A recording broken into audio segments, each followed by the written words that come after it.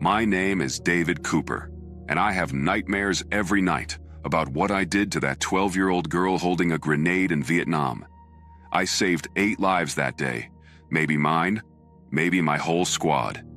But I can't stop thinking about her smile, about how she looked like she was bringing us a gift, and about how I didn't hesitate, not for a second. September 1968. I was 20 years old, 1st Cavalry Division, operating in Quang Tri Province near the DMZ. We'd been on patrol for 4 days, standard search and sweep, looking for VC, looking for weapons caches, looking for anything that would help us understand where the enemy was. We came across a village, small, maybe 20 structures, hooches made of bamboo and thatch. We'd swept through 100 villages just like it. Same routine every time. Secure the perimeter, check for weapons, check for tunnels, talk to the village elder. Try to figure out if they're friendly or if they're hiding VC. This village seemed quiet, normal. Old men sitting in the shade, women working in the fields, children playing. Our translator talked to the elder, asked the standard questions. Have you seen VC? Do you have weapons? Are there tunnels? The elder said no to everything, said they were just farmers, just trying to survive. We'd heard that before.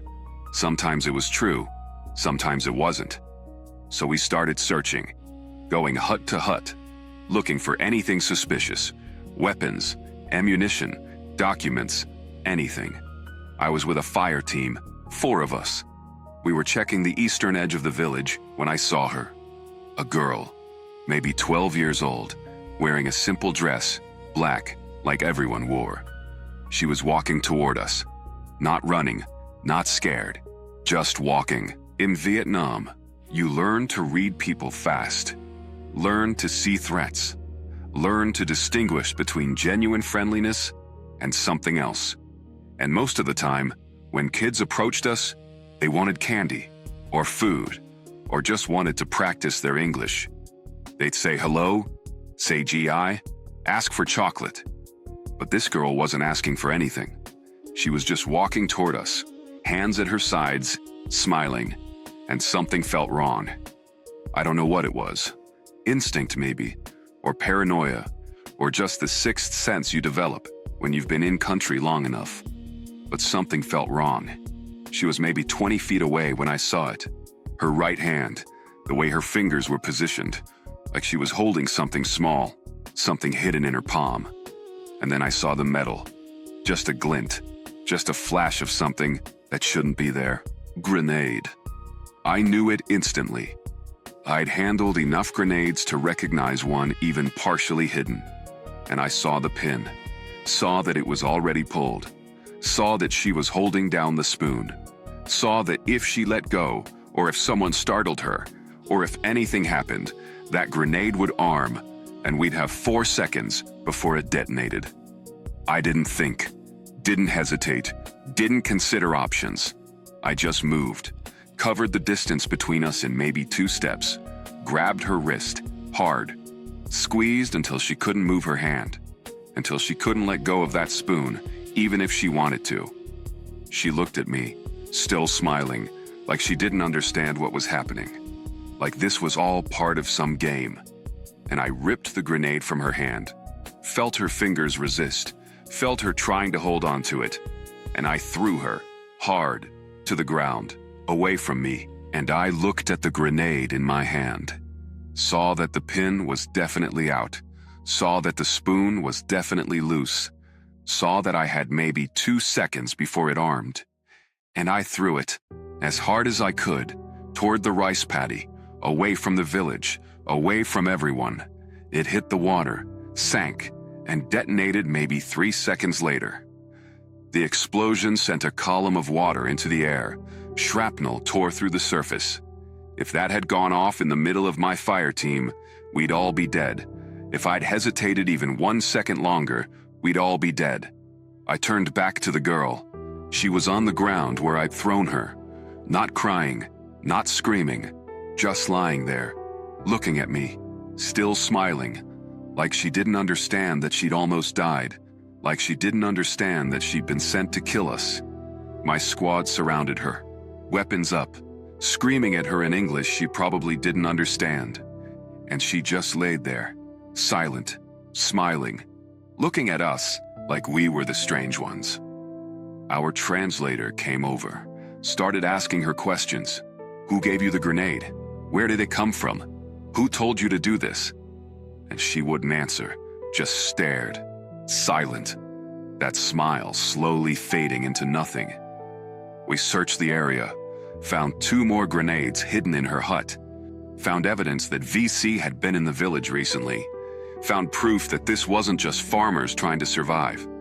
This was a village that was either helping the VC or being controlled by them.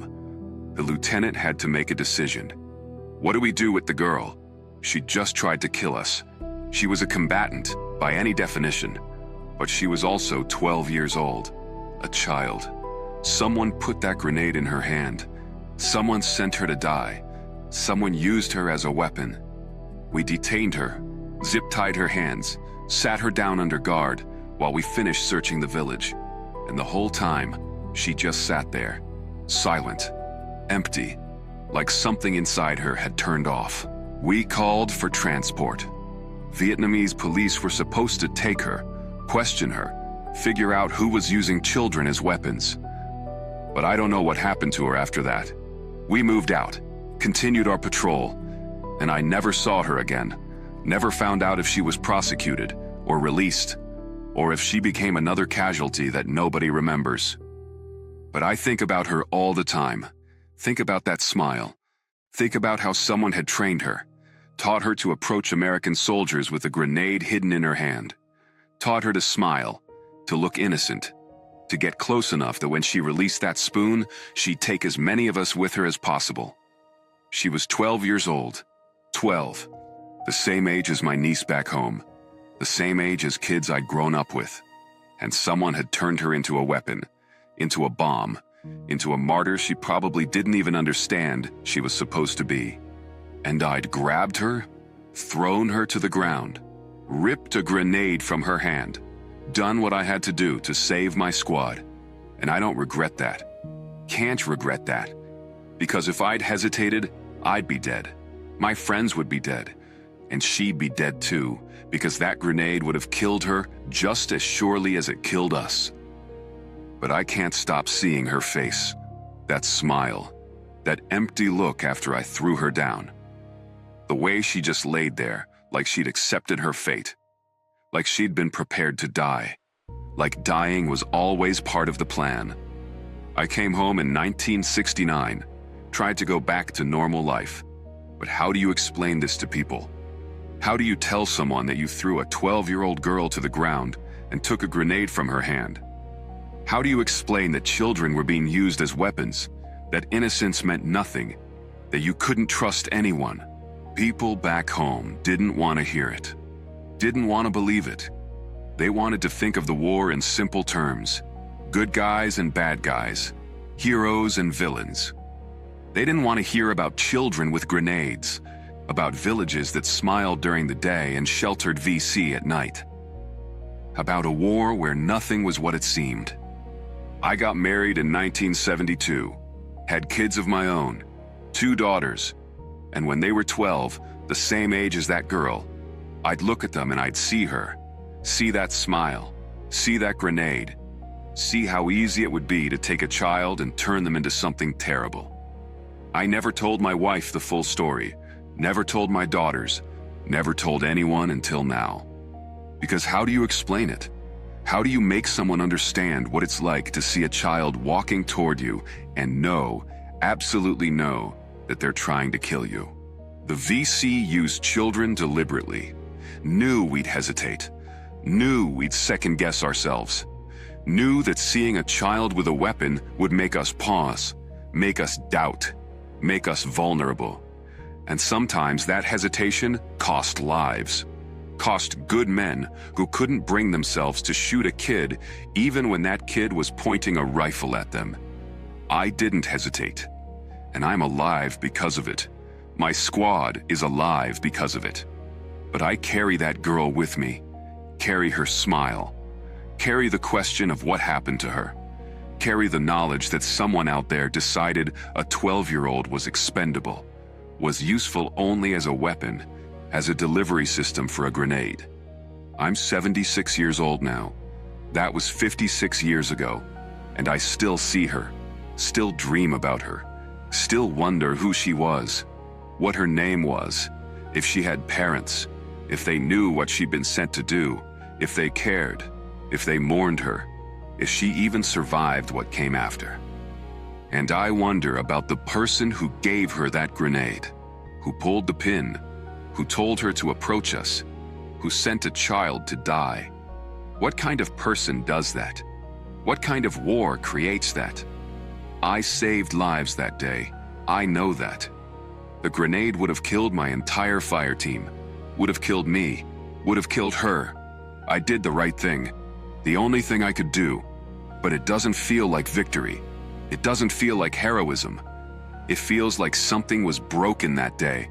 Some line was crossed that shouldn't be crossable. Children shouldn't be weapons. That should be a universal rule, something everyone agrees on.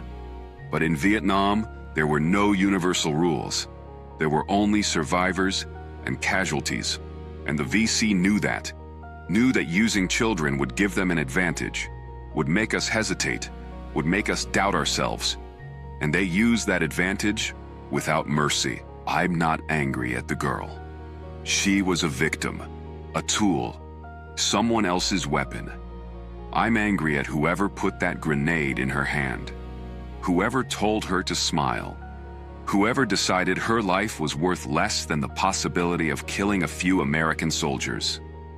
And I'm angry at the war itself, at what it did to everyone, to us, to them, to children who should have been playing, who should have been learning, who should have been innocent. Instead, they were taught to kill, taught to die, taught that their value was measured in how much damage they could do before they were destroyed. This is what war really is. Not battles, not strategy, not glory.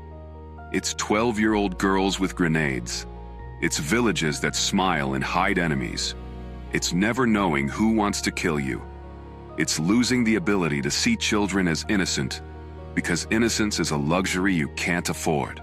I'm 76 years old. She was 12 and holding a grenade. I didn't hesitate.